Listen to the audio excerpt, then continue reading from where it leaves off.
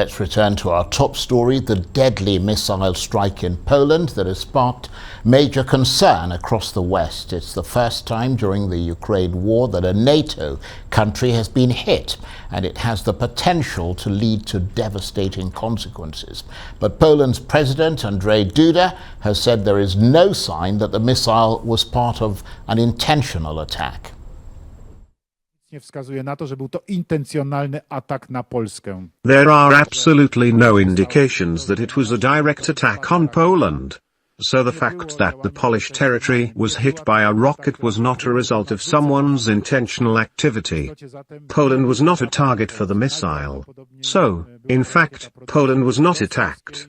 In all likelihood, it was an S-300 rocket manufactured in Russia in the 1970s.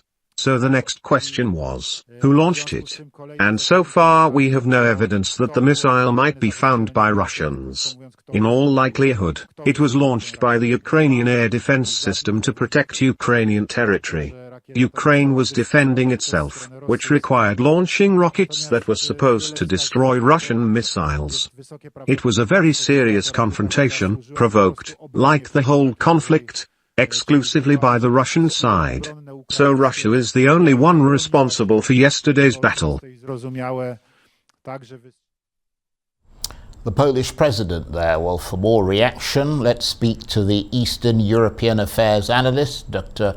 Marek Laskowicz, who is originally from Poland. Thank you very much indeed for joining us. So what are the confirmed details from Poland that you're hearing? We know there was an explosion on a farm a few miles from the Ukrainian border and that 2 Polish citizens died in the attack, but investigations still ongoing. Well, what President Duda said has been repeated officially now several times, and it is the official narrative, and so therefore must be taken as prima facie as the history of what actually happened. There are, of course, a great many people speculating otherwise, but that is all unofficial. Right, so the smart money seems to be on this being a Russian-made missile, but with the possibility that this was a Ukrainian air defense missile that was fired in response to that Russian air attack, which then somehow strayed across the border into Poland. Yes, that's right. That is, as I say, the official narrative. There are people, of course, questioning this. However, as it stands, the official narrative has several advantages as well, namely that it was not seen as a deliberate attack, and therefore there is no need for an official NATO response or an official Polish response. It's seen now as an unfortunate accident, and this is, of course, very good all round. It implies that there's no escalation at present. So in many ways, the official narrative is not just merely the official narrative, but certainly the most satisfactory and the most pleasant solution to what could have been an extremely unpleasant incident. Well, absolutely, but nevertheless, this is exactly what people there in the east of Poland have been fearing since the start of this war, the possibility that they might get drawn into this by some sort of accidental spillover across the border. Yes, that's right. And it could, of course, be accidental, as you rightly say. It could be quite deliberate on the basis of interdiction. There is nothing new about invading other countries in order to stop supplies getting through. Perhaps the most famous or notorious, depending on how you look upon it, was when President Nixon tried to stop the Ho Chi Minh Trail in Cambodia during the Vietnam War. So therefore, whether Russia would do such a thing is, of course, open to question. But as you rightly say, an accident could equally well be just as problematic for how the war would then continue.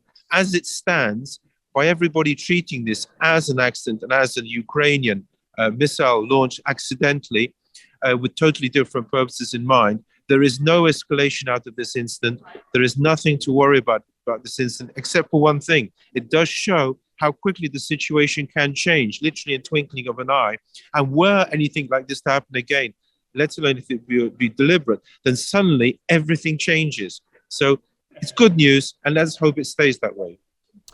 Well, yes, at least for the moment. And obviously people in Poland, Dr. Laskowicz, looking for reassurance that there isn't a bigger, more sinister picture behind this. I know you touched on this briefly, but how has the Polish government been reassuring them that they are safe, given that they've now seen the deadly effect of this conflict that's on their doorstep? I think the government, as you rightly said, has been trying to reassure the people, and certainly there's been no official debate. It was simply stated quite simply, their explanation.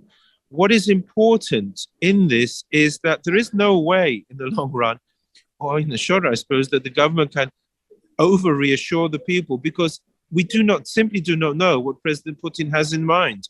And therefore, what is interesting about such an incident is that it shows that, as I say, the war could escalate at any moment, which, of course, as you rightly point out, I've been saying all along.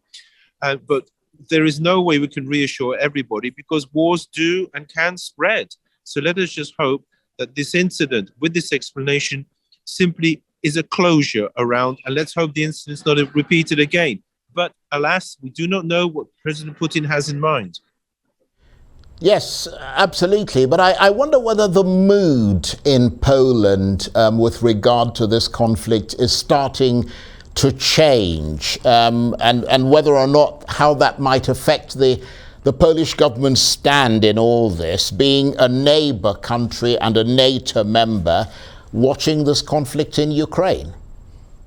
I think the incident simply highlighted the peril Poland is in, which of course, reinforced what many people had feared before. I don't think, as a result, Poland's policy is going to change in the short term.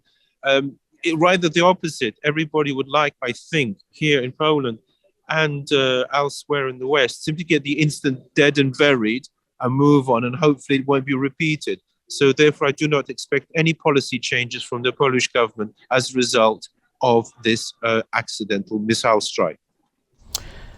And of course, Dr. Laskowicz, Poland has already been dealing with the pressure of millions of Ukrainian refugees coming across the border into Poland, many of them still living with Polish people in that part of Poland. Yes, that's right. For the Ukrainians, of course, it's as if the war was pursuing them. They cross the border into Poland into safety and suddenly find the war is catching up on them. So from their point of view, it's the most unpleasant incident. And it's quite true that Poland has now these millions of refugees. What is quite clear, there's no immediate end to the war in sight, and that therefore this problem will continue for some time, which is in its way also a financial one. And this is where the EU could play a greater role. I want to thank you very much indeed, Dr. Laskowicz. Always interesting and enlightening talking with you. Dr. Marek Laskowicz is Eastern European Affairs Analyst, and he was talking to me there from London, though he's originally from Poland.